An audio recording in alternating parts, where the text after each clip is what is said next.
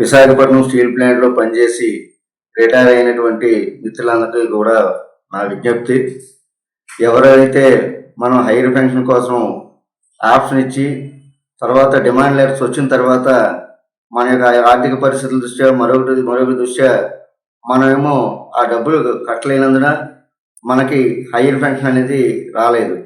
కాబట్టి ఆ hire pension సంపాదించుకునే దానికి గతంలో నుండి కూడా చాలా ప్రయత్నాలు అనేవి చేస్తూ ఉన్నాం. అందులో భాగంగానే ఏదైతే మన సిబిటి మెంబర్ ఉన్నారో కరీములయ్యన్ గారు చీఫ్ పిఎఫ్ కమిషనర్కి ఒక ఉత్తరం కూడా ఇవ్వడం జరిగింది. దానిలో భాగంగానే విశాఖపట్నం స్టీల్ ప్లాంట్లో ఉన్నటువంటి ఏదైతే హయ్యర్ పెన్షన్ డిమాండ్ లెటర్ వచ్చి కట్టలేని వాళ్ళు 199 మంది ఉన్నారు.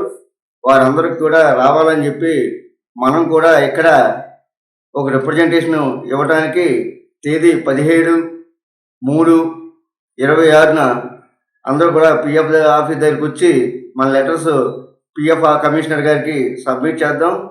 అదేవిధంగా ఎవరైతే ఇప్పటివరకు స్టీల్ ప్లాంట్లో పనిచేసి రిటైర్ అయ్యి ఆప్షన్లు ఇవ్వని వారు ఉన్నారో వారికి కూడా సుప్రీంకోర్టు జడ్జిమెంట్ ప్రకారం అందరికి కూడా ఆప్షన్ ఇచ్చి వారికి కూడా హైయర్ పెన్షన్ వచ్చేటట్టు ఏర్పాటు చేయాల్సిందిగా కూడా కోరడానికి వారిని కూడా మేము 17వ తారీఖున ఆహ్వానిస్తున్నాం. వారందరూ కూడా వచ్చి మన యొక్క లెటర్స్ పిఎఫ్ కమిషనర్ గారికి ఇవ్వడానికి అందరం కూడా రావాల్సిందిగా మీ అందరికీ విజ్ఞప్తి చేస్తున్నాం.